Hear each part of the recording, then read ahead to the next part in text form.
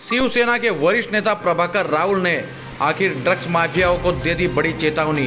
आइए सुनिए आखिर प्रभाकर राउल ने ड्रग्स माफियाओं को क्या चेतावनी दी। प्रभाकर जी नमस्कार।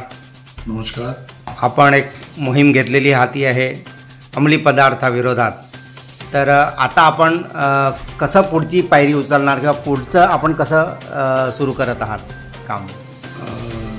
सध्या आम्ही जी मोहीम उघडलेली आहे ती आणि तीव्र करण्यासाठी संपूर्ण पालघर जिल्ह्याच्या सर्व पक्षाच्या लोकांना एकत्र घेऊन आतापर्यंत 2 मीटिंग झाल्यात। आम्ही कमिटी स्थापन करणार आहोत, परंतु ज्या पद्धतीने मी जाहीर केलं त्या पद्धतीने आम्ही तशी कामाला सुरुवात केली सगळे मिळून, आणि अतिशय चांगला प्रतिसाद सर्व राजकीय पक्षांचा, NGOंचा, शाळांचा, सर्व समाजाचा आम्हाला चांगला प्रतिसाद मिळालेला आहे। पण एक आहे की मोहीम चालू करताना एवढं काही लवकर बंद होईल असं काय होणार नाही, हळूहळू सगळं होईल। परंतु आताच्या घडीला आता म्हणजे संपूर्ण भागामध्ये जनजागृती झाली पाहिजे।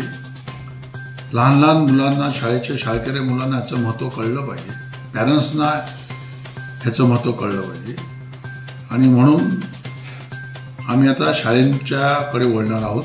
लवकरात लवकर शाळांची सर्व कमिटी घेऊन आम्ही जाणार आहोत।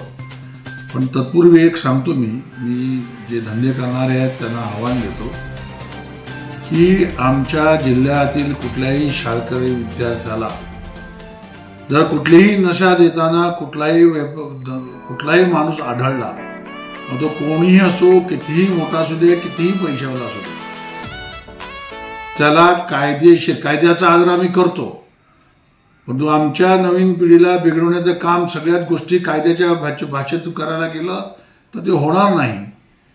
आणि म्हणून मी आज चॅलेंज आहे माझी की कुठलाही असा कोणी सापडला तर त्याच्यासाठी कायदा हातात घेणार, आणि त्याच्यासाठी जे काय माझ्यावर का होणार ते परिणाम मी भोगायची तयारी ठेवलेली आहे।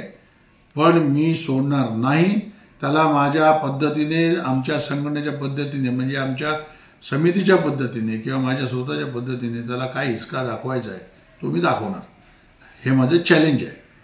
हे सर्व लोकांनी लक्षात ठेवायला पाहिजे, एवढंच मी आपल्याला आज आवाहन करतो।